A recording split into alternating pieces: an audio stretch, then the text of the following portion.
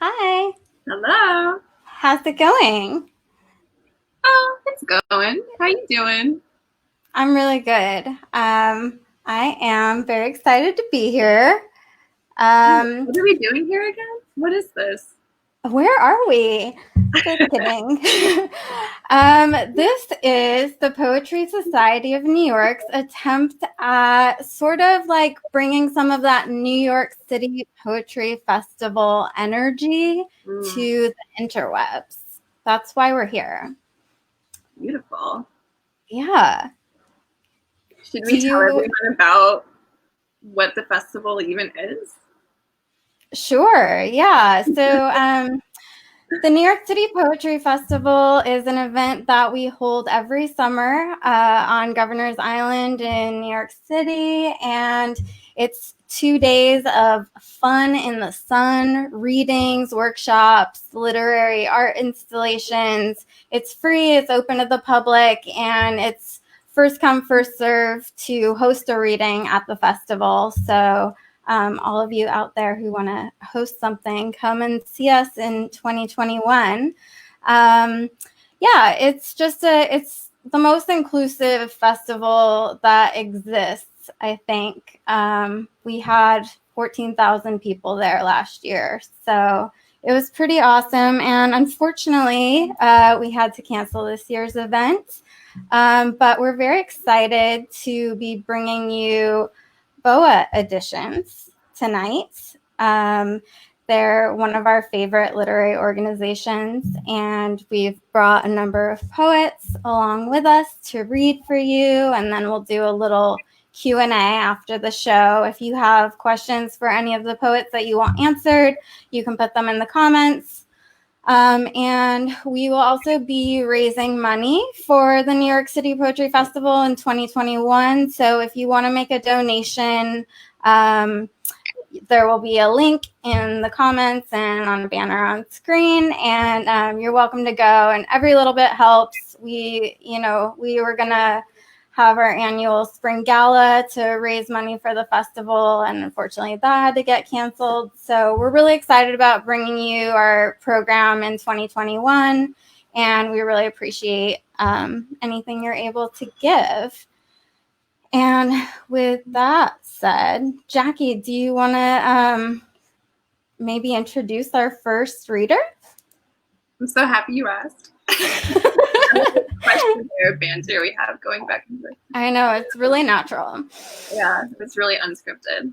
I think inclusivity is actually the perfect word for the festival. I feel like missing our community around the festival is like the main reason why we even wanted to have this reading tonight. So yeah, just thank you to everyone who's tuning in and watching and joining us. So our first poet tonight is Geffrey Davis. Geffrey is the author of 2 poetry collections, Night Angler, winner of the James Laughlin Award from the Academy of American Poets, and Revising the Storm, winner of the A. Poulin Jr. Poetry Prize. He also co-authored the chapbook Begotten with LA-based poet and friend F. Douglas Brown. His poems have appeared in publications like Crazy Horse, Massachusetts Review, Mississippi Review, New England Review, New York Times Magazine, The New Yorker, PBS NewsHour, Plowshares, and elsewhere, just to name a few. Named a finalist for the Hurston Wright Legacy Award, Davis has received the Anne Halley Poetry Prize, the Dogwood Prize in Poetry, and the Wabash Prize for Poetry, as well as fellowships from Red Loaf, Cave Canem, National Endowment for the Arts, and the Vermont Studio Center. Incredible. So awarded a Public Engagement Fellowship from the Whiting Foundation for his work in Arkansas with the Prison Story Project. A native of the Pacific Northwest, Davis currently lives with his family in the Ozarks. He teaches with the program in creative writing and translation at the University of Arkansas and with the Rainier Writing Workshop, Pacific Lutheran's Low Residency MFA program. Davis also served as poetry editor for Iron Horse Literary Museum. Hi, Geffrey. Hi. Thank you all for having me. And I'm just going to read a few poems from the most recent collection, Night Angler. And this one is called Hymn, like the church song, or Hum, for my father. The first time I buried him in a fist-sized hole beside the stairs, and almost immediately he burst out, bolted like a deer through the back door. A constant chorus of crows. There have been too many burials to keep count. Some so small, almost accidental. I don't even notice he's been banished until he returns with a piece of something important to me, carried in his hands. Guitar strings, fly rods, my son's voice in a fit of surprise. Once I made sure he was dead, placed him 7 fears deep, and found him 6 years later, his bloom bent and just a little wilted over a mountain stream. For a while after, I felt more comfortable with him around, heard him as him, or caught his hum in the sudden breeze. By now, I have no choice. His canny ghost keeps my son up at night, rattles the halls of the house, begging for it. I tell him nothing stays buried for good, that he doesn't deserve this much thought. But really, I want him cast into the right sleeping garden. I imagine he needs real rest.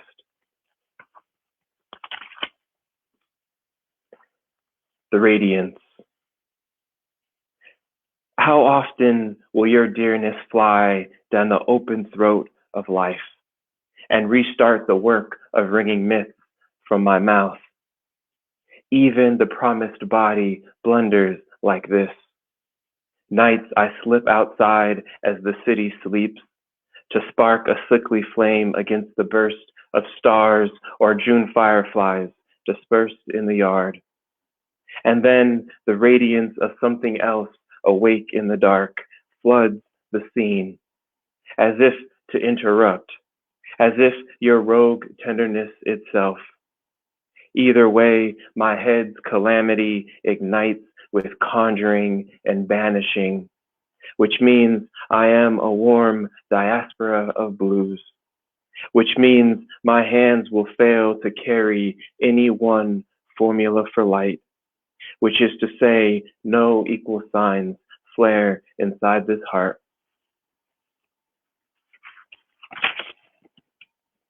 And this next one is one of the title poems from The Night Angler. There are multiple poems with that title. And this one, I think the only thing you need to know is that a streamer is a type of lure used in fly fishing to imitate something swimming actively through the water.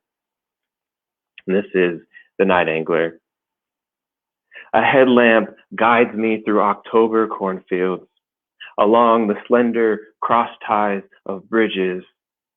Bulky in waders, I sidestep thick briar, patches of poison ivy, all the way to the river's edge, where I kill the lamp, and soon the moon's blue albedo is enough to enter water with dreamfish prowling the currents. I begin casting toward the far cloaked bank, all ear, all fixed on the grim swish of my streamer rushing back and forth, a mad bat parting night air. In time, I will lead my own boy into the precision of this contraction inside the throat, this animal alarum in the dark. When my first cast conjures nothing, no monster trout panicking the line, I slide further into the river's cold, send more barbed asking through deep shadow. I labor long to lure a sudden swallow, the wilderness of hunger pulsing on the other end of these hands. All right, I'll jump ahead a bit.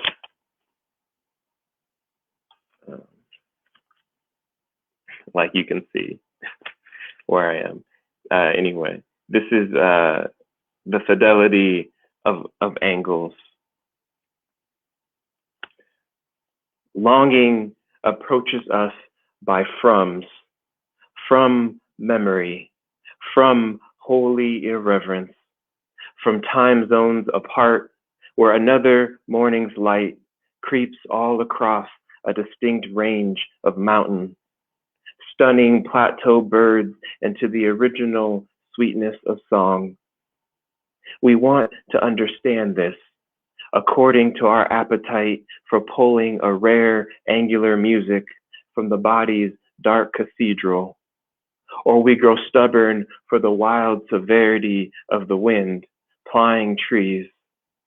We want the vastness of that motion, then sleep. We desire so much from more.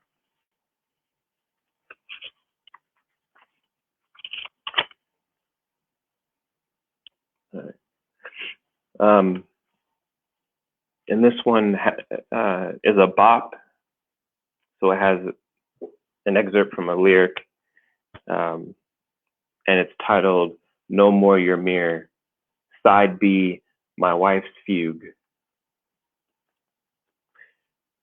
The morning after your diagnosis, we don't say endometrial cancer, because we stayed locked in post-coital knots, woozy with whispering names for the future.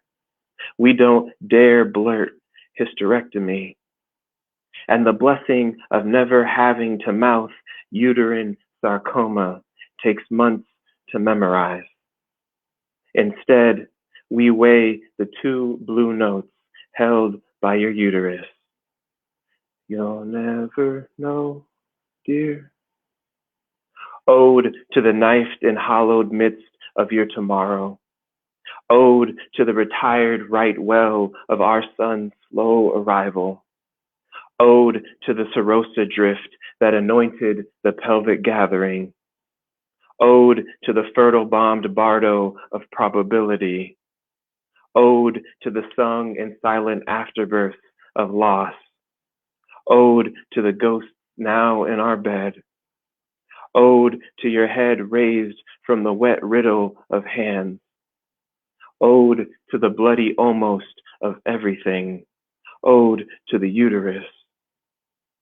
You'll never know, dear. The morning after your surgery, we don't say endometrial cancer, because we've stayed locked in post-coital knots, woozy with whispering names for the future. We don't dare blurt hysterectomy. And the blessing of never having to mouth uterine sarcoma takes a lifetime to memorize.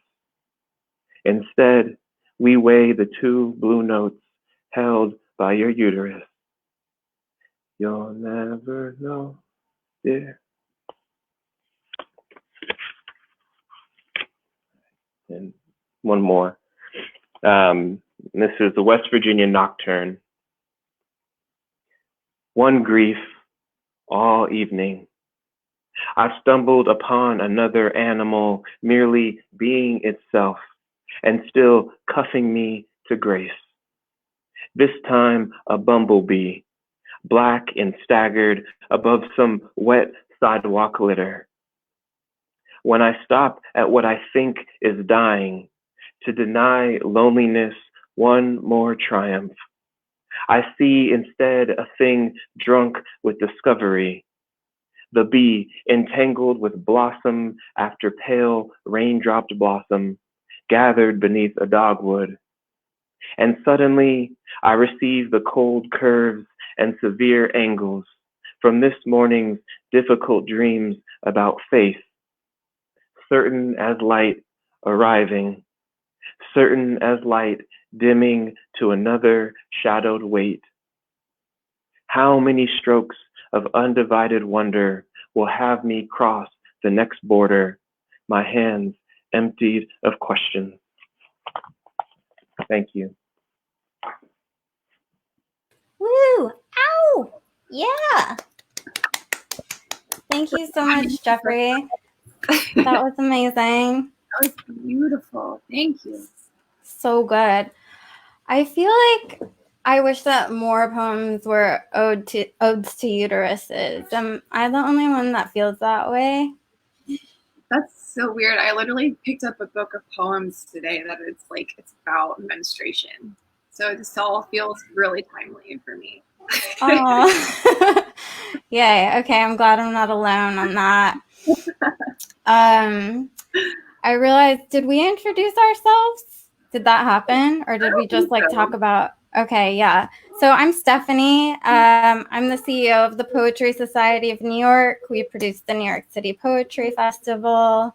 This is Jackie, or depending on what screen, which way you're. Anyways, and we're really excited about having BOA Editions here with us today. And our next reader is Jan Henry Gray, who was born in the Philippines, grew up in California, as did I, and worked as a chef in San Francisco for more than 12 years. He lived undocumented in the US for more than 32 years. A graduate of San Francisco State University and Columbia College Chicago's MFA program, he received the inaugural Undocu Poets Fellowship and awards from the Jack Kent Cooke Foundation and the Academy of American Poets. Jan's writing can be found in The Rumpus, Tupelo Quarterly, Colorado Review, Diagram, 14 Hills, so many.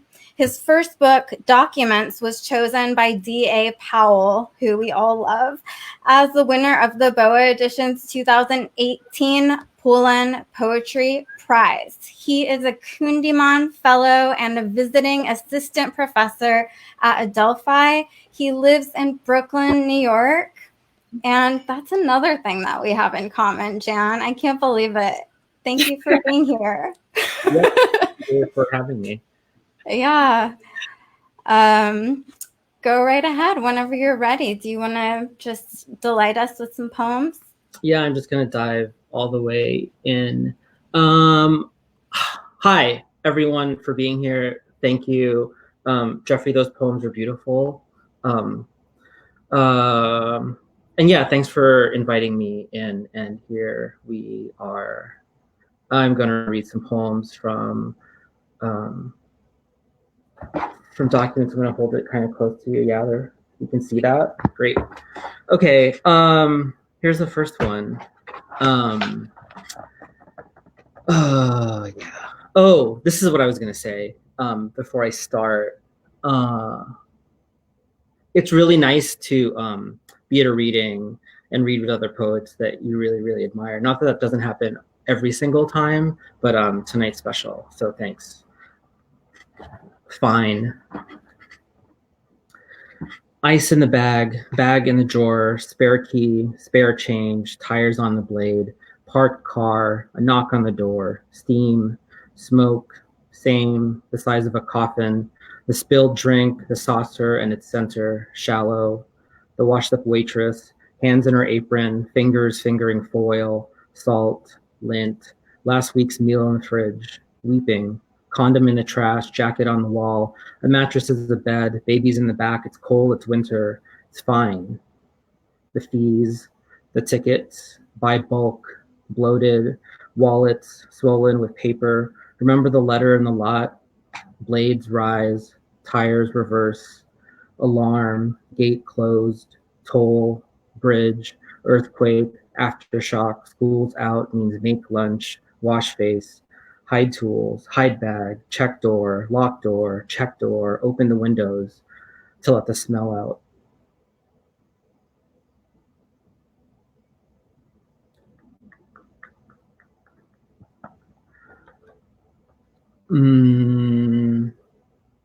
This is called Sapling.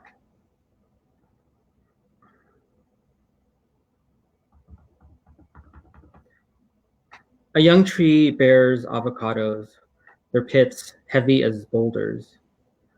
Nearby, tufts of grass, worm with life. A boy tucks a dull knife into the small of his hand to shave off the tree's first, then second layer. Mindless, he does this from morning to noon until the gardener boy arrives, aglow, his hair a sun-baked crown of toil. He enters the garden with tools, a bag of broken bones. The sun is in zenith. There are no shadows, only what is done. One boy gestures the other to the metal shed. In that tin box of dust and little breathing, their bodies go. But before the door is latched, a breeze, warm as a father's hand, blows around the house, over the garden, and rushes into their sweetened, smiling mouths. A miracle, how fruits know to ripen in the summer air, or how the wind knows to carry certain seeds from tree to tree. I'm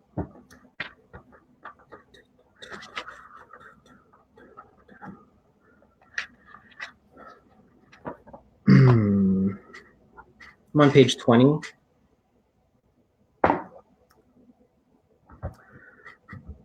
Missing document, February 1984, Quezon City, Philippines. Copies of I-94 missing. Flight number, date of departure, seat numbers of the family members also missing. Tell the story of somewhere else. ISBN 978-1-566-89-1738. I had a taste for ambiguity and arrival.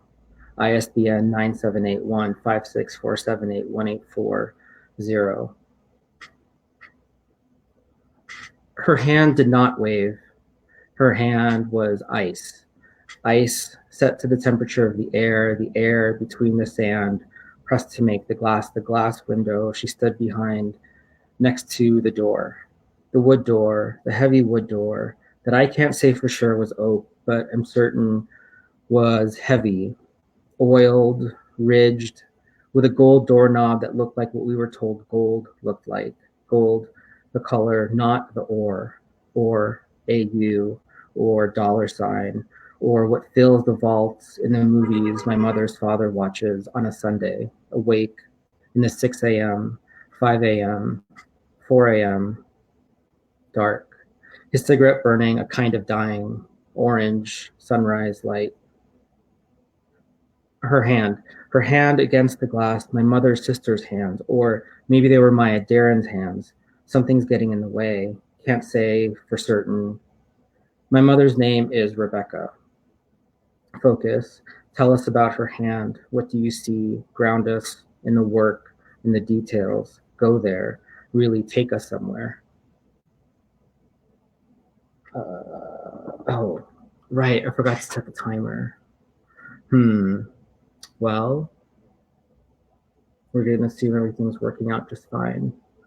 All right. Okay. I'm going to read this. This is called The Dream Act. No. Yeah. No. Yeah. Okay.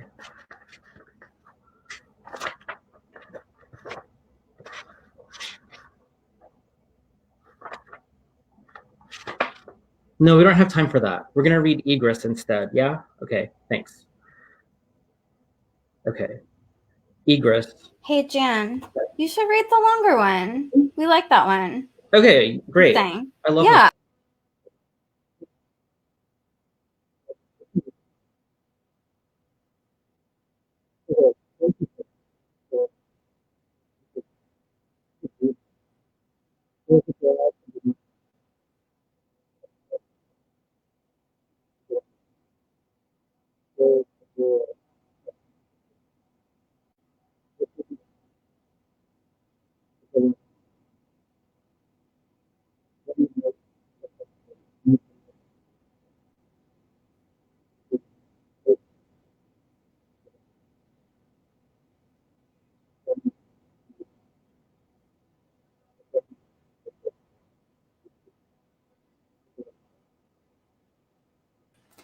Hey, Jan. Yeah. We weren't able to hear you for some reason. Right The now? audio went all wonky. Oh, can you hear me now? I can hear you now. Okay, I'll just skip it. That's fine. Yeah. Maybe the universe wanted you to do the other poem. I'm not sure. That's crazy. That'll just be like a B-side. Okay. We did try. Cool. Great. Okay. Okay. We're gonna jump out of the book and into the piece of paper. This poem is called Mute. M-E-A. Okay. I just stopped. Yeah. Okay, I'm just gonna stay here with you because when I'm here, you sound fine. So I'll just sit here and try to look pretty. Okay. Yeah. Now this is fine. This is amazing. We can hear you perfectly. Thank you for your patience and everyone's patience. Of course, I'm your audience. At this trying moment. This is called Mute. M-E-A-T. To avoid torching the skewers, soak overnight in water. To guarantee the lean meat tender, steep in a marinade of vinegar. Too much acid will gray the outer flesh.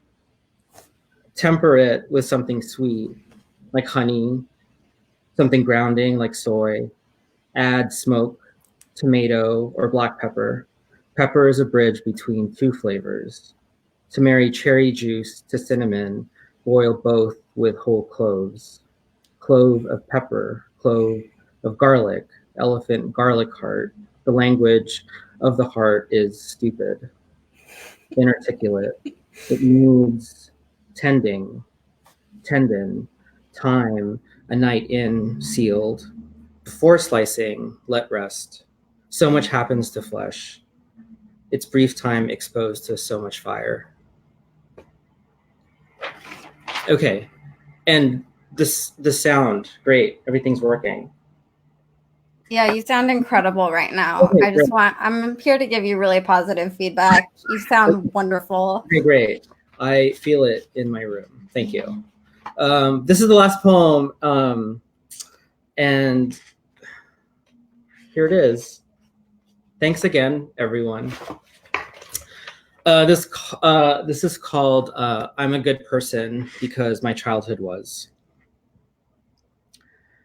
Junkyard, Goodwill, crushed cans, buy one, get one free, reruns, dead leaves in the pool, no lifeguard, landlord, no English, bounce check, smog check, 2, no, need 3 jobs, back entrance under the table, no right after school, loud dogs, mean neighbors, no neighbors, someone died there, for rent sign, up for months, rusted carts, bruised fruit, free bones, just ask, for beef tongue, for chicken broth, for chicken hearts, for clouded eye of fish on ice, fry it extra crispy. The house smells like patis and Windex and roses from the rosewater bath to heal the kidney. Traffic. Church is packed, late for church, not going to church, news of a shooting, news of a robbery, news of a shooting, news of the boy raped at prom, pictures of the teens in court. Animals, those crying parents, his crying parents, Rodney King, Reginald Denny, everyone's yelling on Ricky or Jerry or Maury or Montel, and Oprah is on the cover of her own magazine. Dentist office, insurance voucher, no social, permanent address, temporary address, magazines with the address torn off. It's your first time, the handsome dentist says. He touches you and you feel special and rich and white and American and healthy and taken care of. Take care because I care. Keep in touch. Have a nice summer. We'll be friends forever. Never change. Goodness. Thanks. That was amazing. Thank you so much, Jan. Thank you so much, Jan. Wow, that last one was wonderful. They were all wonderful, but that last poem was really beautiful. I just really love that the universe insisted on the two of you being together for that last one. That was I wanted to be there. I felt like I needed to be there, and I did actually need to be there, it turned out. So the universe is looking out for you. Totally. Thank you, technology, for letting us know what the universe wants.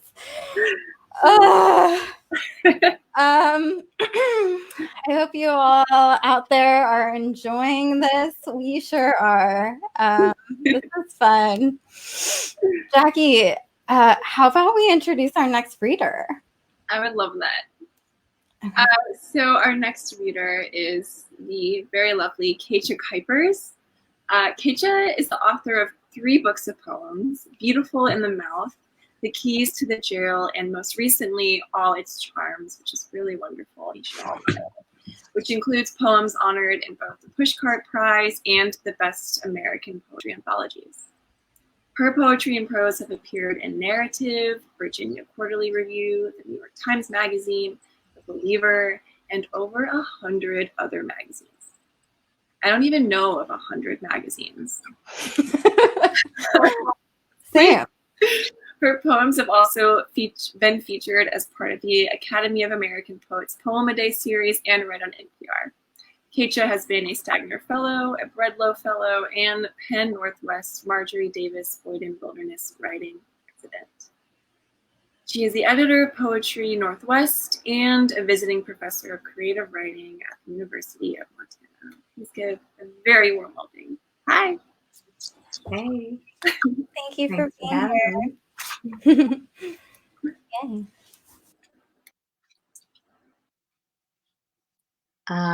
Hey, y'all.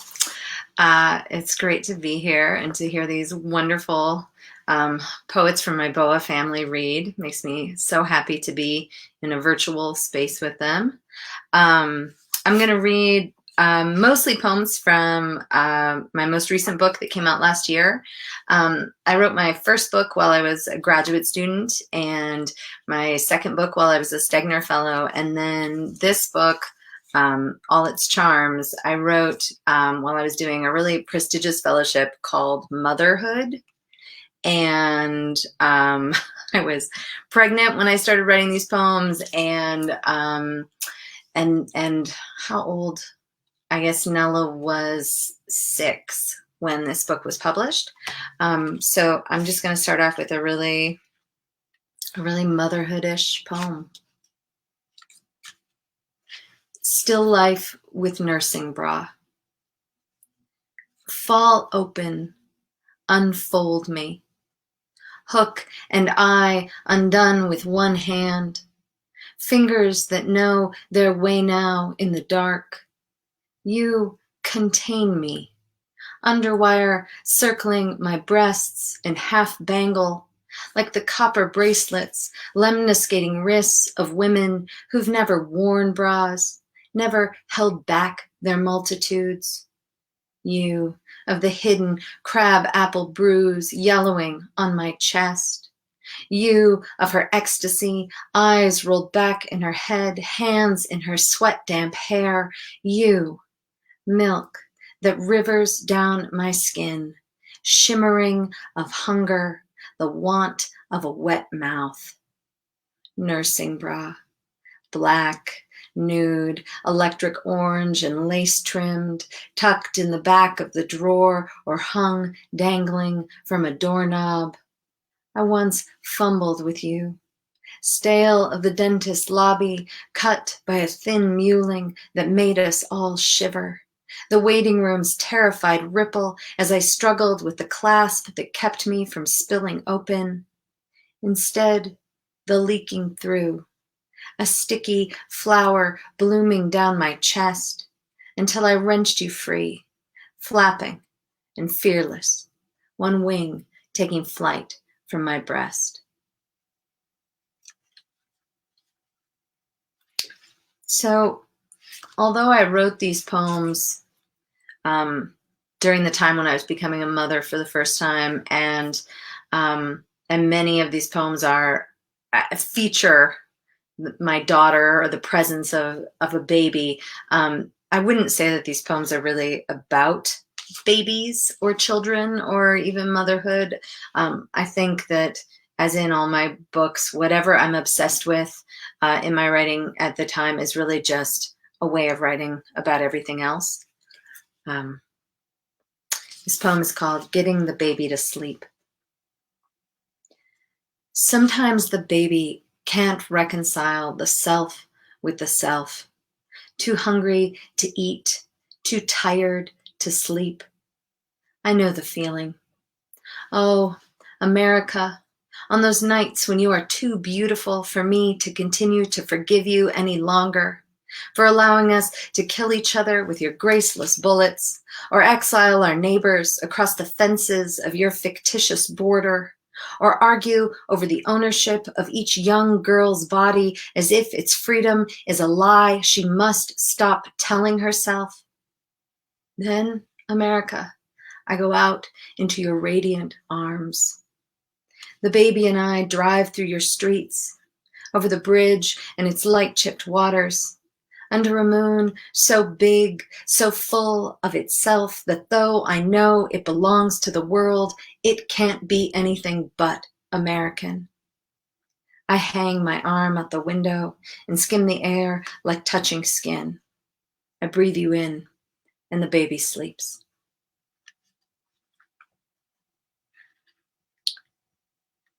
So I know that Erika has really been missing New York, and I've been missing New York too. We both had trips scheduled to visit and read in the city this spring, and we weren't able to do that. And I know so many of us are thinking of missed plans. One of the things that my family does every year is we go to this little town, Holland, Michigan, where my parents were born and raised. They were high school sweethearts there, and we rent a little cottage on the beach. And I get to see my cousins and my aunts and uncles and my one remaining grandparent, all who never left this little town. The Great Lakes. My wife, the one I thought I'd never have, because does any of us believe we deserve to be happy in this life?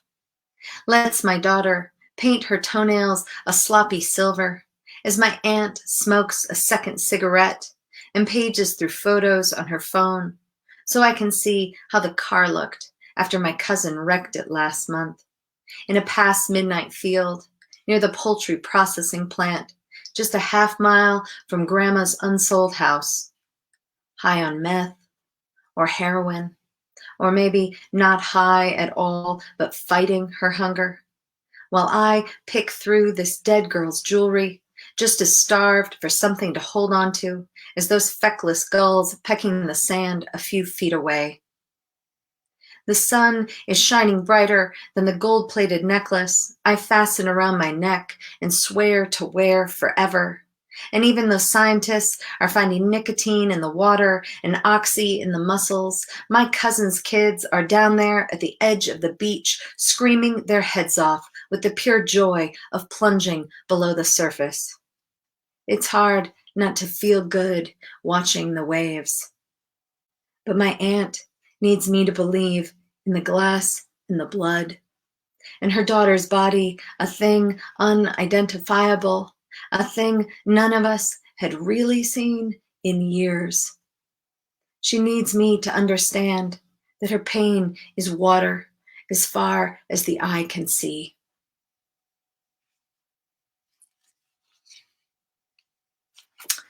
I'm just going to read 2 more poems.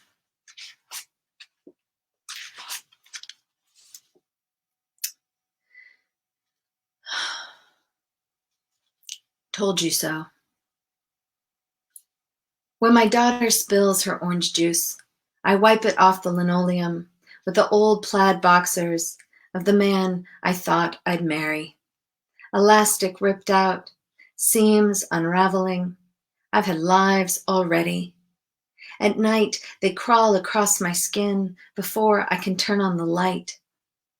We spend all these years wanting, and then one day, sudden as a lamp set to a timer, we have. There were the nights I drank just so I could feel a little more of my own unhappiness. Now, with my feet pressed into this rug, I'll never be that drunk again. Before I went to the clinic to get pregnant, I cried onto the shoulder of an old flame, worried that whoever I loved next would never know my body when it was beautiful. How could I have been wrong about so many things. For this last poem, I'm gonna read a poem that is from my first book, and that book has some Montana poems in it. And I'm in Montana right now. I'm in my parents' house. My wife and daughter and son and I moved in with my parents last week because I'm gonna teach this year at the University of Montana.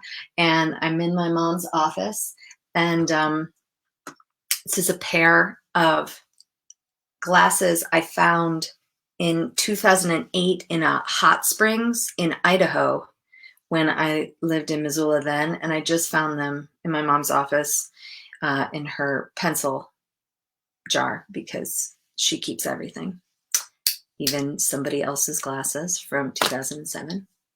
So this poem is called 4th of July, and it's a summer Montana poem.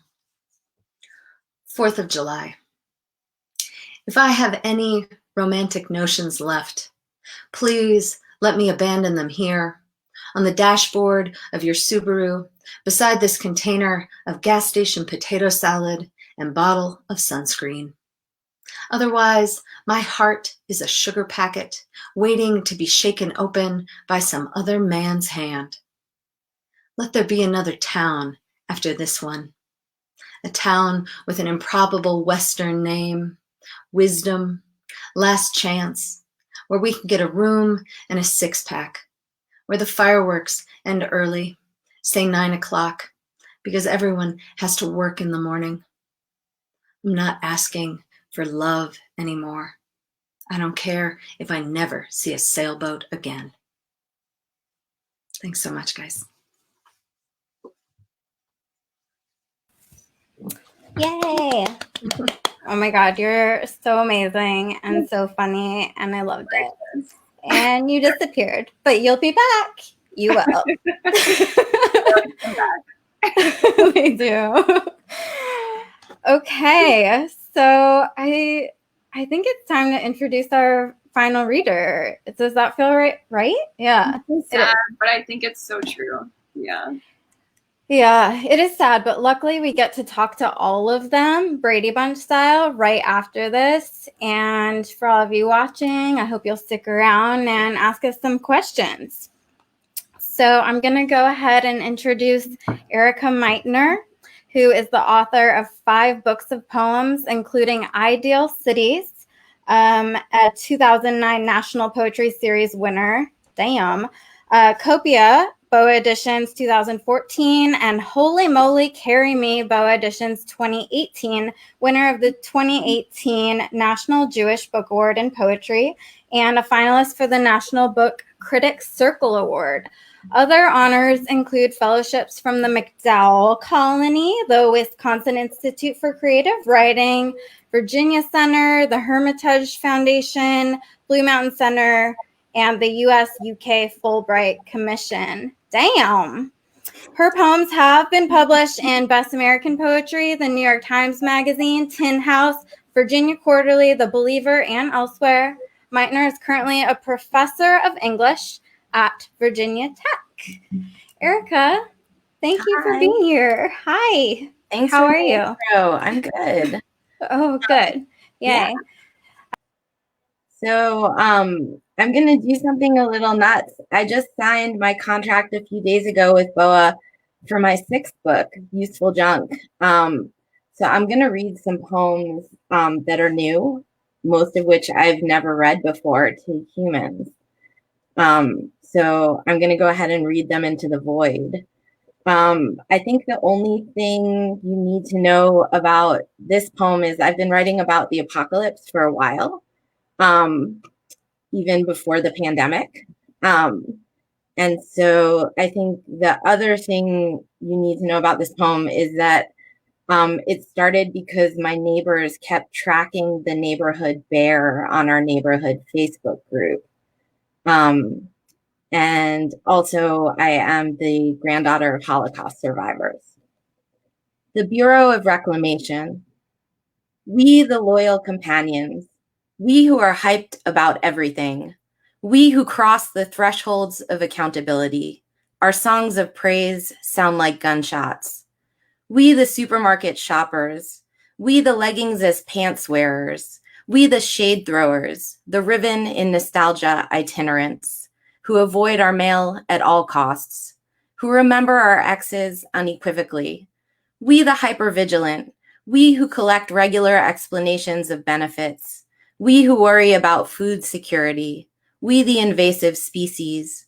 We who dwell mostly in the body. We who buried our long-suffering ancestors. What would you like to cup in your hands again? Water? A flame?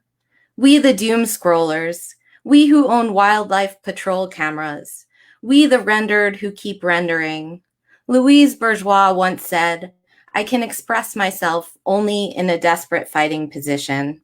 We who want approval or adoration. We who see photographs as contraband. The neighbor captures a bear on film ambling through his yard. He warns the rest of us by posting the video on Facebook. We who see photographs as gestures. We the night texters. We who see photographs as certificates of presence. My grandmother received reparations from the German government. This was for performing slave labor during the war. We who believe God is not a consuming fire. Blessed is the spectrum. I am paying attention. We, the delicate or empty. We, the toughened and leathery. We who are bound with floss to anything proximate. We, the fruit skins stitched back together after they've been peeled down. We who know the difference between chemistry and alchemy. My children's expired passports. The dream about the boat. We who gather the exiles.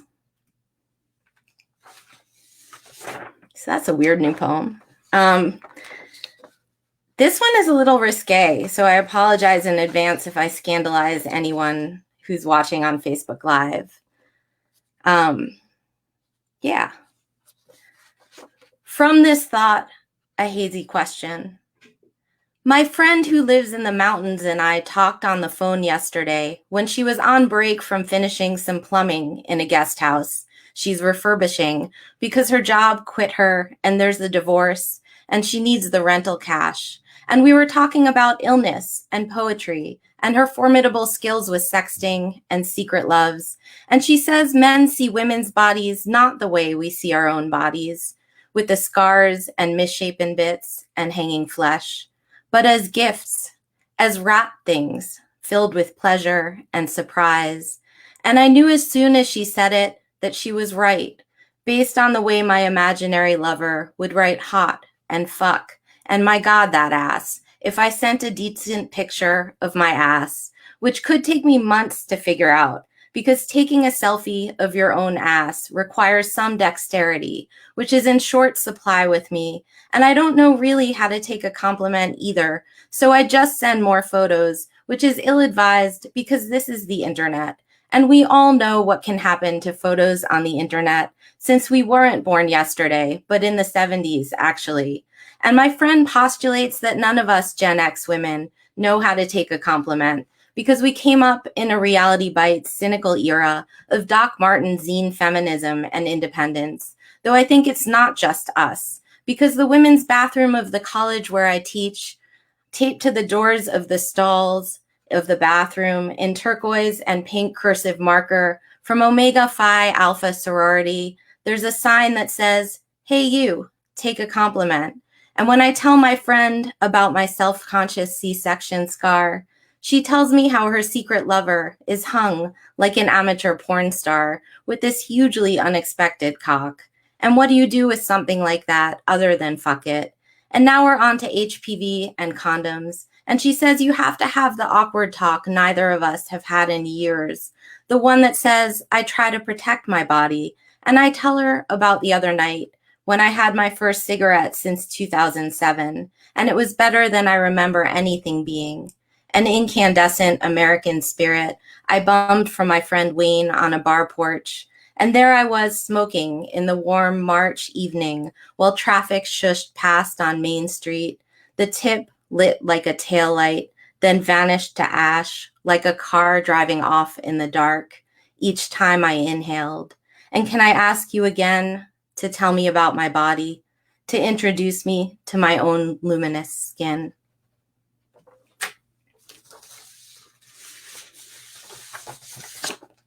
This is super apocalypsy, this poem. So I'll read this and maybe I'll read one that's like slightly more uplifting. This is a Florida apocalypse poem. And I think the only thing you need to know about here in this poem is the word eschaton, which means the end times. It's gonna be all right, promises the sound of the tide coming in. Never mind the no swim advisory, the sidewalks and parking lots strewn with yellow and black crime scene markers on the regular, the reappearing swastikas, or the fact that a quarter of humanity will run out of water by 2030. I have been invited to the beach during the eschaton, where piles of sandbags prop up crumbling dunes, where nests of endangered loggerheads are tended to by tender volunteers, where a notice posted on the public boardwalk says visitors are urged not to wade or engage in water recreation until the enterococcus warning is lifted. These days, I find myself Googling end times habitually, and the results mention world events and climax, but they don't mean what happens when we touch ourselves or each other, often on screen. They mean an ingathering of exiles, a time of transformation or redemption, rendering all of our own poor decisions moot. So when the beach clears out after sunset, I snap a topless selfie because this place was actually a nudist resort back in the 30s. I stay alert to wonders and signs. When I was running last week, a black snake at least 4 feet long slithered off the road into the dusk, and then a double rainbow so bright vaulted across the sky, I didn't know what to do except attempt to capture both with my phone, in case covenant, in case end of an epoch. We try to warn ourselves every chance we get about this dangerous moment, but I was raised by refugees trained in the art of hypervigilance. You don't need to tell me anything. On a wall at a local museum, there's a movie rolling of Holocaust survivors filmed 36 years ago, the last Yiddish generation sunning themselves on South Beach. They say, don't be afraid.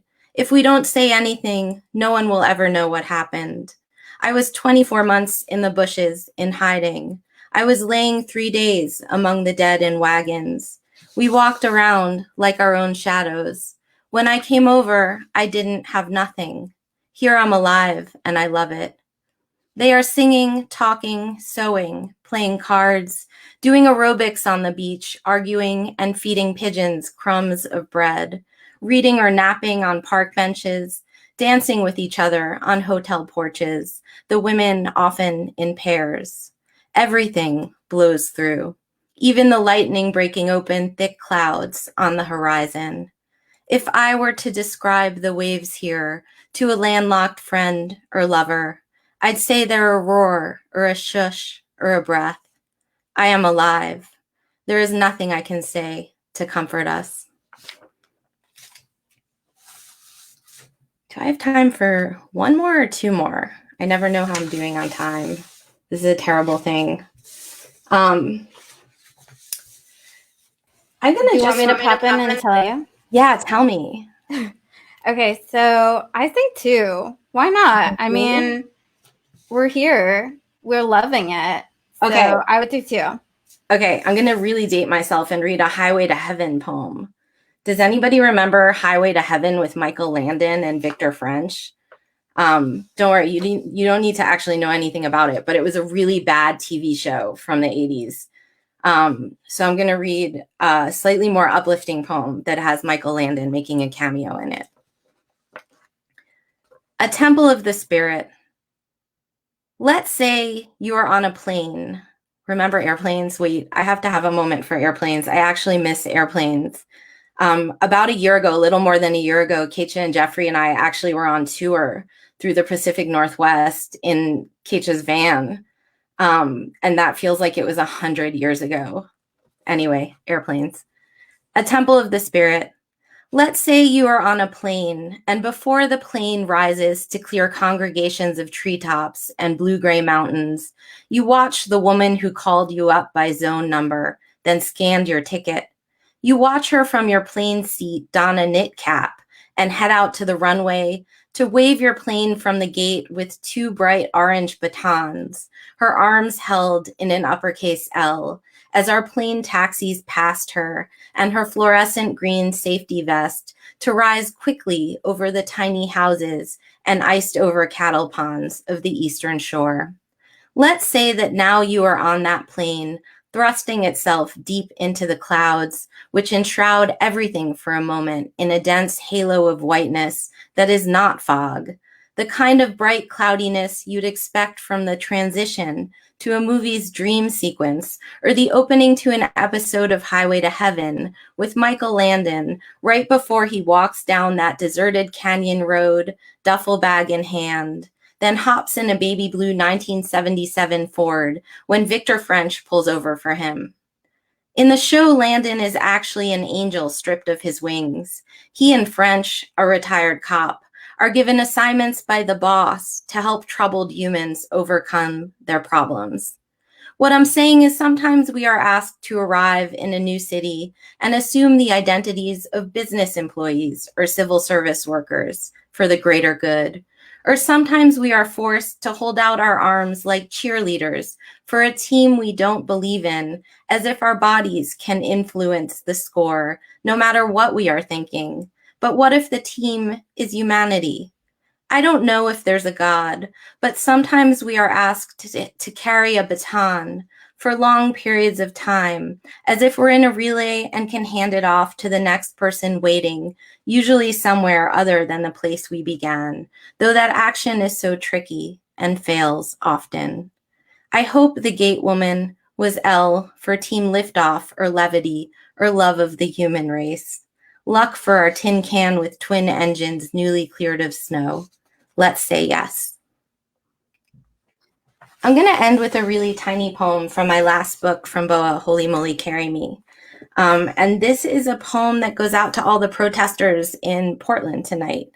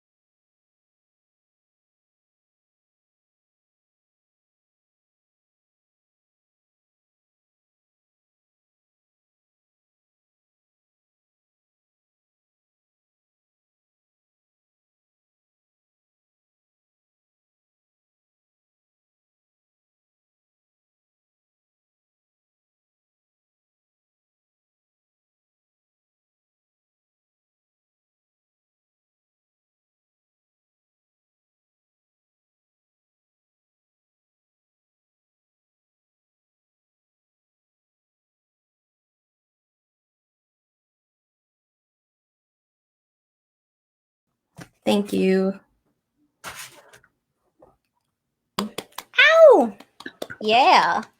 Thank you so much, Erika. That was beautiful and amazing. So yeah, I'm a really big fan of your work, and I feel like now would be the time to bring everybody else in for the Q&A. Can y'all come and join us? Hi, friends. All of you are incredible. Thank you so much for being here. This has been so fun. So we have an eager questioner from our audience, Bill. So I'm going to just put his question up here for a second. Thank you for sharing your incredible work and vision. Your exquisite work features body parts from inside and outside, womb, uterus, hands, flesh, breast, milk. I'd love to hear your thoughts about writing on the body. Has the body always featured prominently in your work? Has your writing about the body changed over your careers? If so, in what ways? Thank you for your reflections.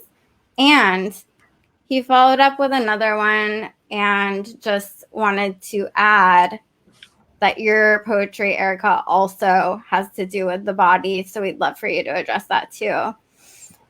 What do you guys think? A lot of bodies up in here. Yeah, I was gonna say that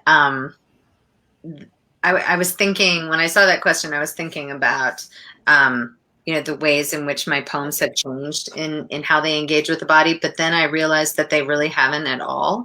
That in my first book and my second book, in writing about the body, I was always writing about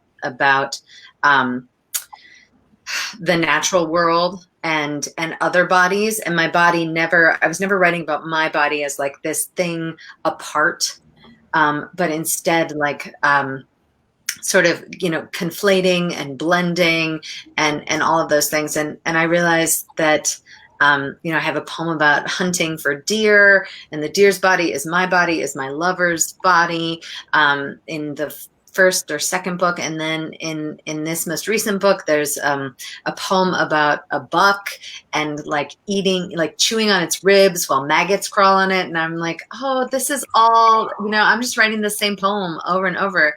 And actually I've been working on a poem this week about they're taking out the dam that is upstream on this creek that we live on here in Montana, and they're taking out the dam, and they have to divert it and then put it through this new curve that they're redesigning.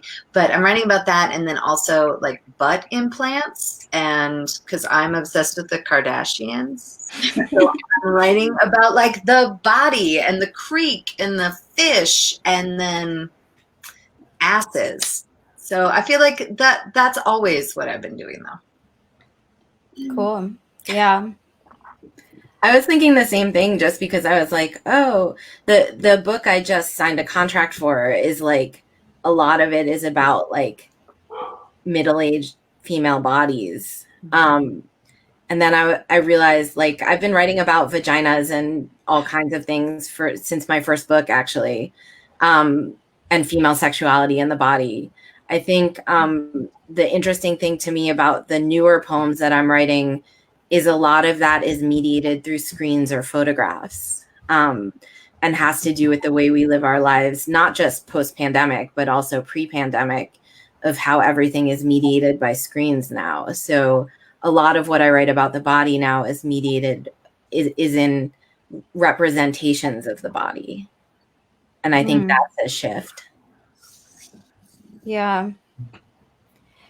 Yeah, I mean, I feel like poetry, at least for me, and I think for a lot of poets, is so tied up with the body in so many different ways. Like, I feel like it's hardest for me to write when I'm like sitting at a desk. Like, I need to kind of move around. Like, I'll go for a walk or something if I decide that I want to write, and maybe I'll like start to have ideas for poems while I'm on the walk, or maybe I'll do it when I get back. But I just feel like, and I've talked to other poets about this as well, just the need to sort of like be a body, like be a person, be in it in order to, engage with the kinds of things that poetry asks for. If that makes sense. Yeah.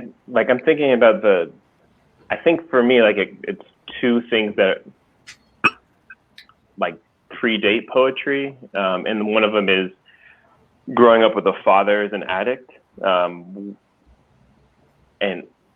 all the various rhetorics and logics that our family tried to use to help my father buck that addiction, and logic was like the last one. I mean, everybody sort of knew intellectually that his addiction, and even he knew intellectually that his addiction was a problem, but we tried so many other rhetorics in the body. We tried spirituality, we tried, shame, all the bad things that we still continue to do with addicts in this world. And so I think I learned, before turning to poetry, that logics of change were really complicated, and if they left behind the body, at least in my family, they were immediately suspect. And even the bodily sort of rhetorics that we tried to enforce failed. And along with that, like my mother, I don't know how many children of addicts have heard this, but my mom was very out of concern and protection, she often would remind us that it was possible to inherit an addiction. And so I think I learned early to be afraid of my own bodily rhetoric too, and to constantly be vetting and suspicious of things that I had smart ideas for that were out of sync with where I was bodily. And so I think by the time poetry got to me more directly, I was already, I don't think I felt safe thinking outside of the body in terms of change and presence and longing, all those types of things were deeply embroiled with body. Yeah, Jan, did you have anything you wanted to add? Yeah, I mean, the only thing I wanted to add was that just in terms of, if you are looking for material, the body just gives you so much language to work with. And so you can't help it. I can't help it. I mean, it's hard to say, to sort of leave that at the door when you're writing. And also like the body's kind of gross and all the stuff around it's pretty gross, or can be gross. And a lot of that language is just, it's kind of like overly tactile. And so because it is, I just think it like proves to be really good material. And it just kind of creeps in, like I never want to, it just does. Yeah. I think it's interesting how easy it is to forget just how much extends from the body, especially in writing, right? Like memory extends from the body, and emotion and feeling extends from the body, and inherited diagnosis and trauma and everything else that we write from all comes from our body and inside of us. And I think, poetry is so beautifully honorary to all of that without even realizing it, without even being intentional. Yeah, and I kind of want to say, so I think one of the things that strengthened my move away from like lit crit to creative writing was how much the body was assumed to be a part of the conversation.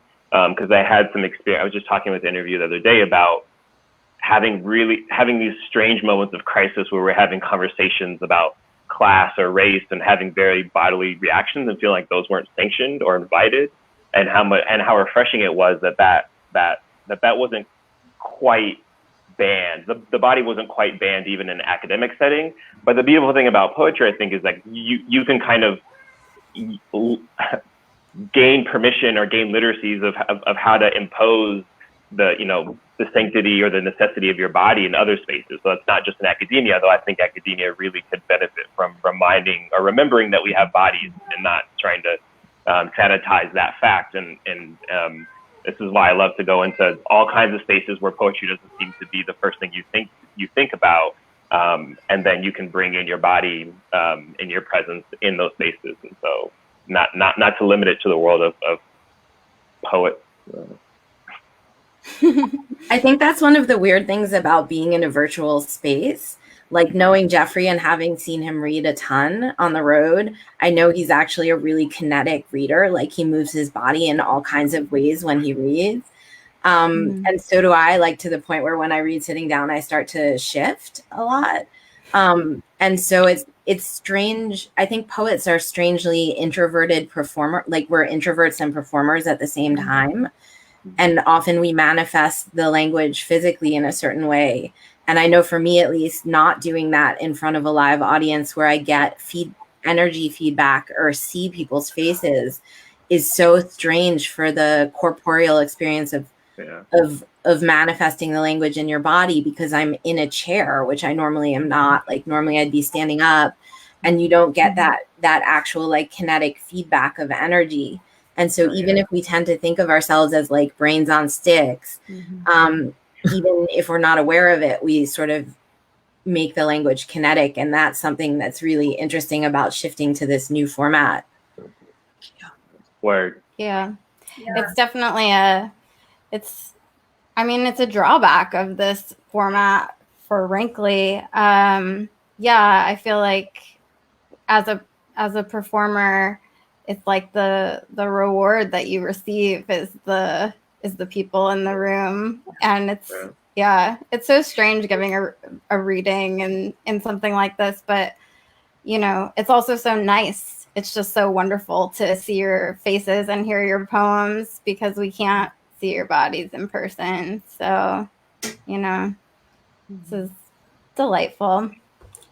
So speaking of the fact that, you know, we can't all gather in person right now, I'm curious, like, has the pandemic and or, you know, the Black Lives Matter movement and the protests has everything, the political situation, has everything that's happening right now affected your writing? Are you writing about all this stuff? Are you like leaning away from it?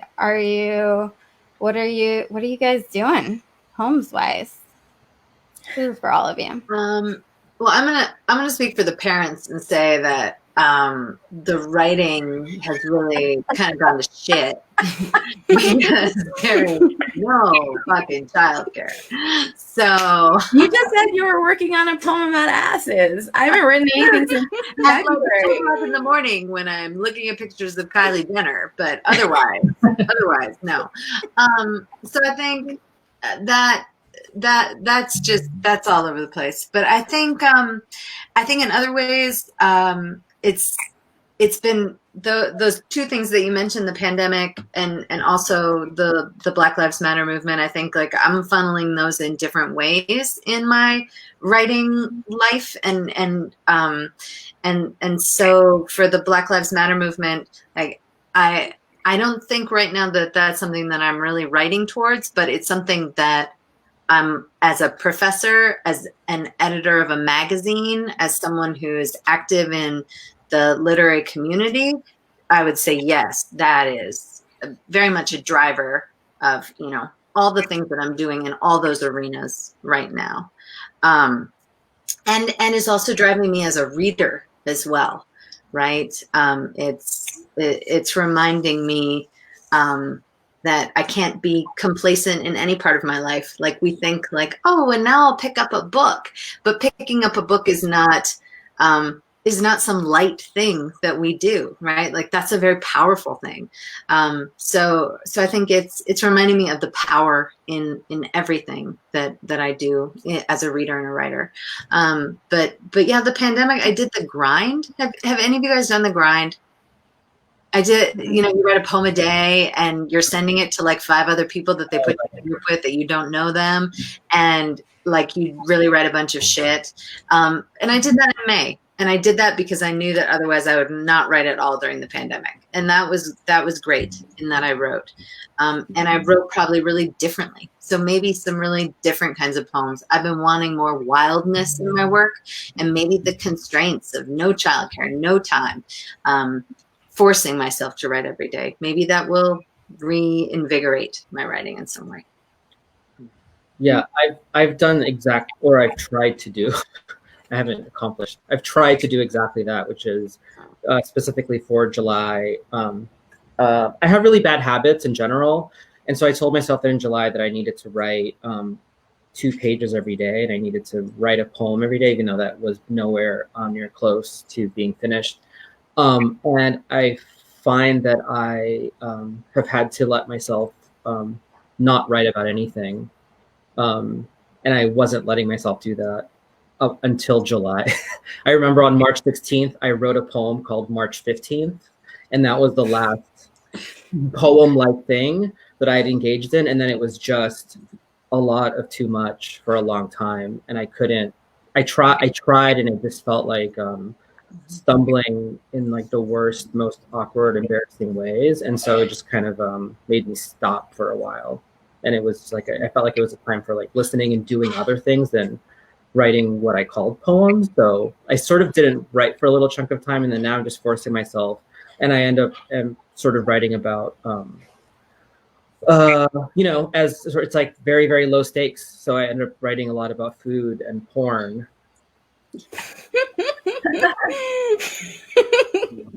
I love food poems. Can't wait to read those. I mean, I want to like bless the writers who are able to write right now. And as many of you know, like in the midst of what's going on, we're all also having personal things developing. And I think any ounce of wobble, just at least it breaks my ability to give the attention that I need to a poem without doing something harmful to my body. I just haven't been able to break my attention to people close to me because of what we've been going through. And so, and I've tried really hard. What I've tried to sort of set as an intention is like not trip about that, to check in with the fact that this is because poems have pushed me, like the kind of relationships of poetry that I have pushed me to attune to the connection I have with the people in my lives, like what my hands and voices are doing from a day to day. And so not just like load on shame, but I also happen to be like in a position where I just earned tenure. So within my field, I have a position of privilege where there isn't pressure professionally to do that. And so I've been able to take advantage or just honor the fact that I haven't really been able to carve out the shape of my attention that it takes to do something like start a poem, revise a poem, finish a poem. But there are sort of evidence my wife just went through her second cancer diagnosis, and she was caught very early, and her treatment has gone great, and she's recovering well. And the moment like the wellness of her recovery started, I remember I was in the shower and suddenly I just thought about 3 poems for a prompt. And it was the closest thing to a poetic thought that as I understand it to be. And it was so clear that it was, and then it kind of ended. And that's as far as I got, that's as close as I got to writing a poem, was to thinking about a prompt that I might play around with a writer or students that I have. And then I was back to focus. And at least for me, it confirmed, yeah, you just don't have the attention for that. And that's okay, because you're needed where you are. The pressure on your presence is where it's supposed to be. And so just to give those of you who maybe are not able to carve that out, to honor what your body is telling you, to honor what your attention is telling you, and just be where you need to be, assuming that your bullshit detector is strong enough to honor that permission. I'm with them. I haven't written anything since February, like pre-pandemic February. And part of that is practical and has to do with childcare. And part of it has to do with attention.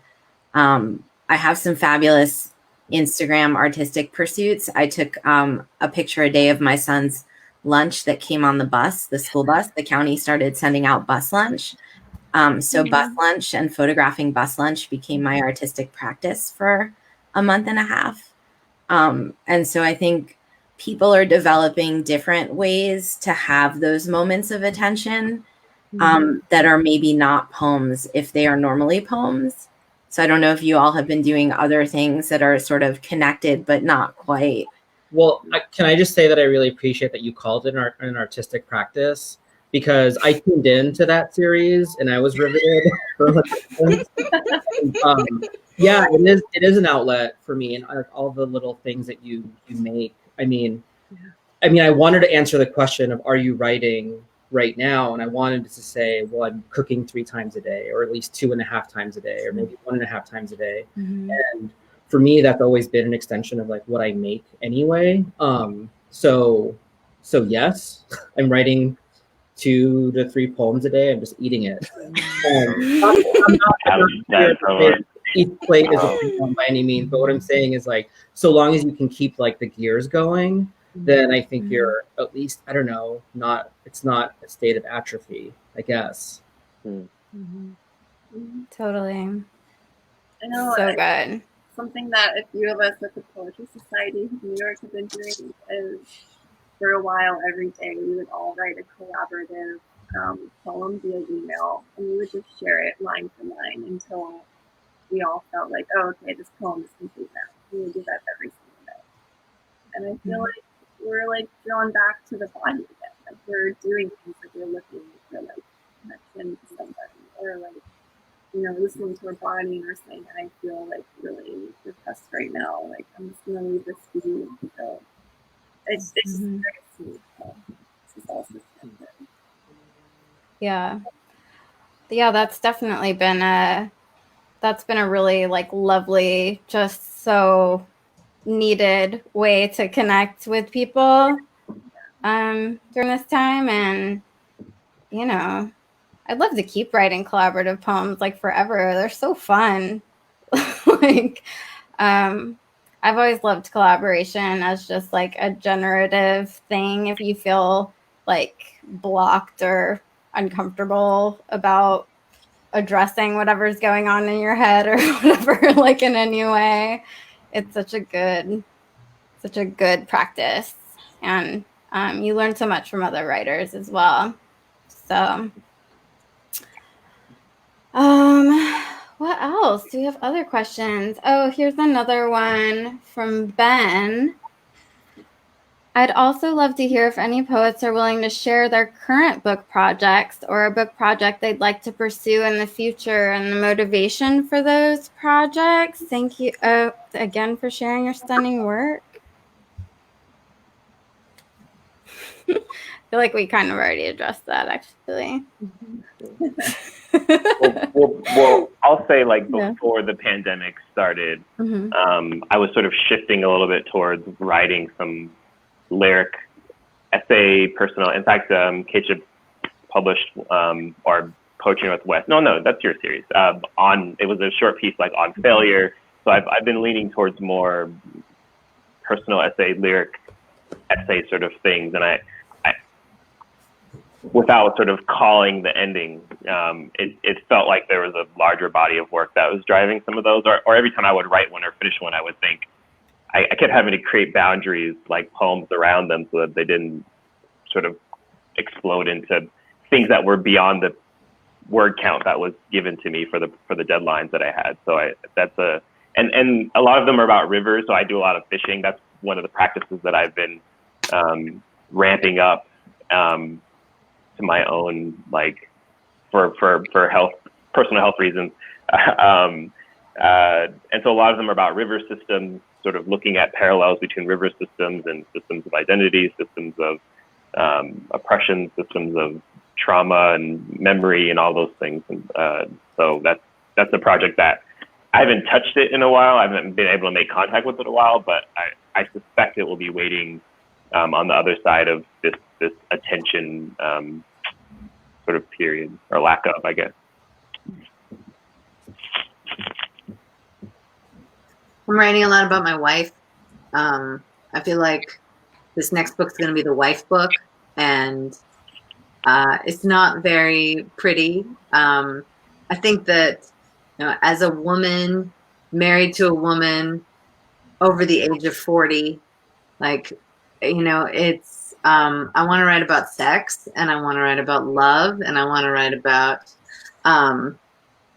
lesbian deathbeds, and all those sorts of things that are maybe not really lovely, and I want to write about them in a way that feels really scary and dangerous to me. So hence writing about bodies again. Yeah. Always comes back to the body. Mm-hmm. It does.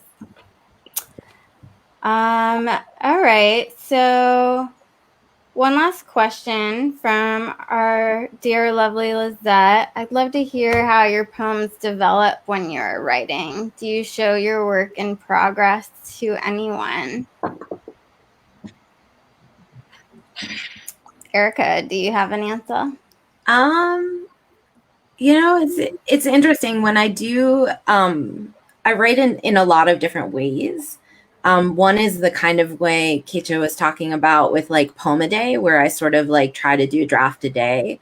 And then eventually after the month is over, just kind of like revise them slowly.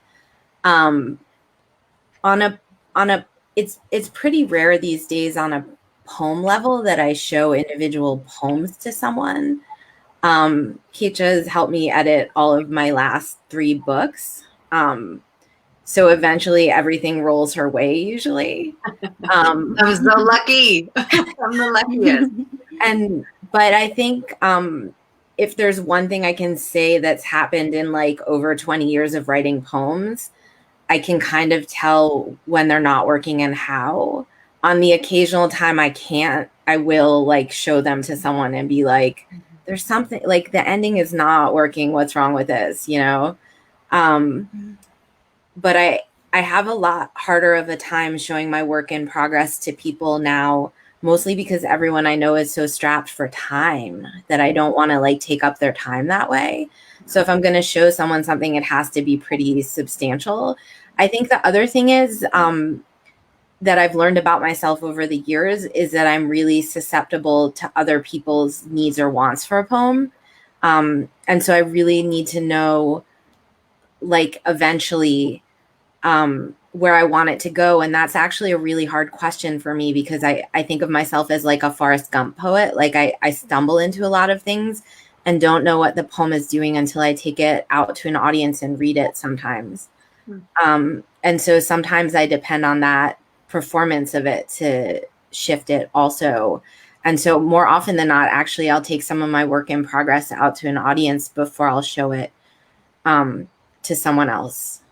And that's actually another thing that's hard about virtual, as much as I love virtual, because I live in rural Appalachia. So I've been tuning into readings every night while I'm out on walks and like letting people read me beautiful poems while I'm walking through the woods every night. And so that's great. But I think for me, it makes the editing process a little harder. Totally. You can always read your works in progress for us, Erika. Yeah. If you ever need feedback, you have my email address. I think you have my phone number, maybe.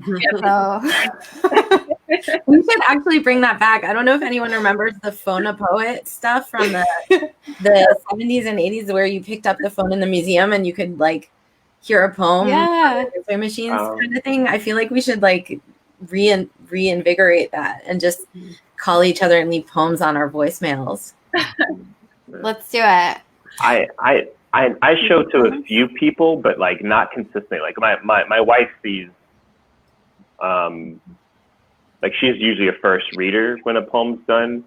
But there's some, because we were talking about collaboration earlier. I think in between book 1 and 2, when I did that collaborative book with Doug Brown, shout out Doug, it really opened my perception up to what's inherently collaborative about writing, whether you're writing with another living, person or the kind of structural collaboration that happens. I was just reading back through Carl Phillips's The Art of Daring book, and he writes about the process of, or he describes in one moment, I hope I don't butcher it too much here, but he describes it as having a poem sort of dare the speaker to say something that he wouldn't say if it was under his own control. And so using the poem as a kind of collaborative way to push yourself, to push your voice to try something out. And I think that rings as true to me. But then also like in that sort of middle period, I think I started thinking more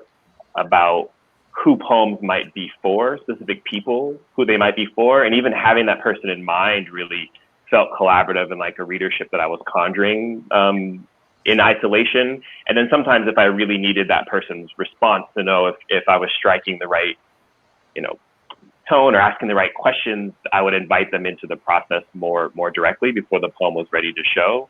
But I found that over time, maybe it's just the reading or working with other writers so much that manufacturing that kind of presence is, which actually, now that I'm saying that, it sounds super suspicious, and I should break that wall more often. But I think similar to what Erika was saying, I think the more I have on my plate, the more sensitive I am to making asks for other people, and so I sort of settle for being able to conjure their spirit there, and then only calling them if it's dire. Yeah. I have a writing group, and we used to meet in person, and now we meet virtually. It's kind of a strange setup, though.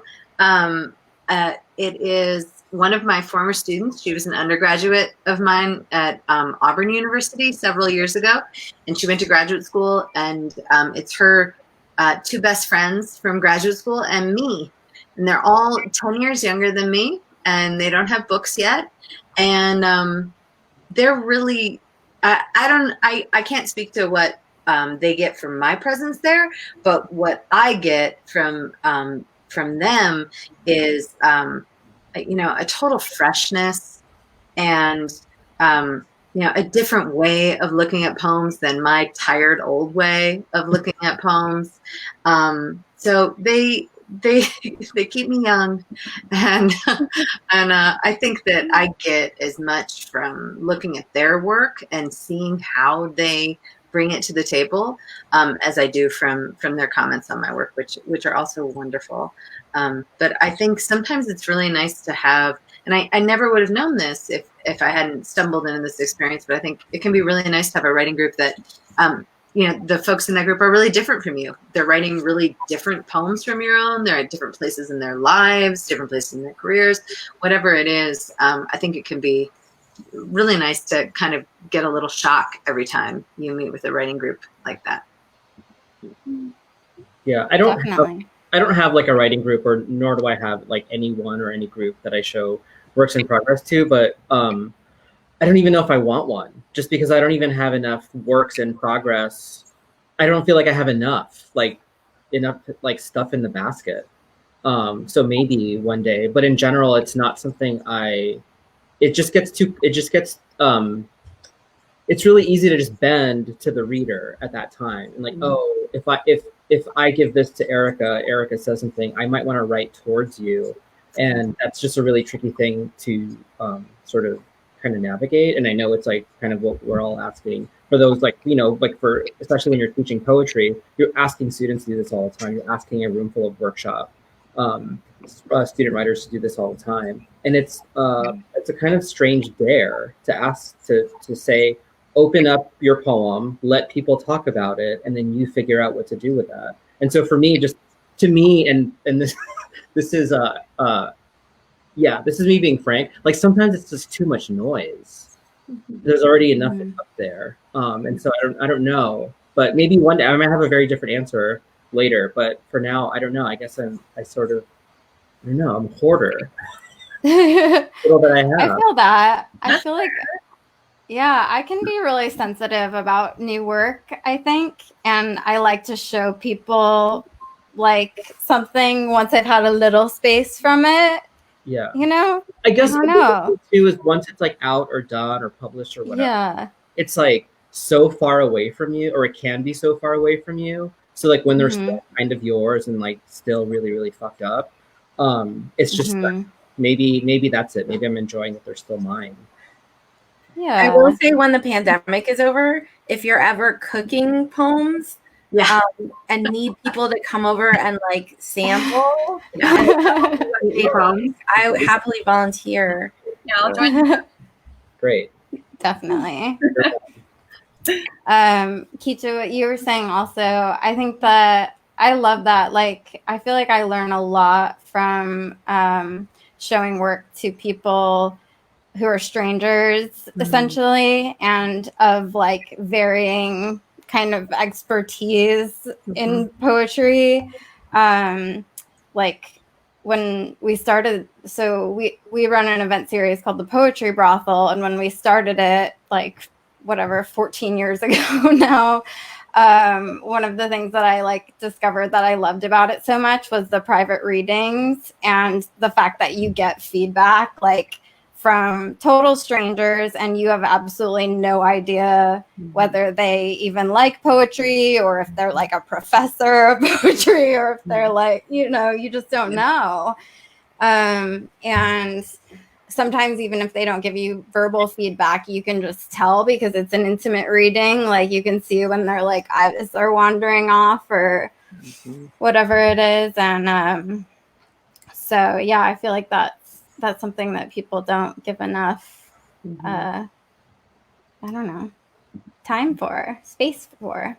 So, and also I'd love to know, what kind of car was it that y'all toured in? If it wasn't, it wasn't a van.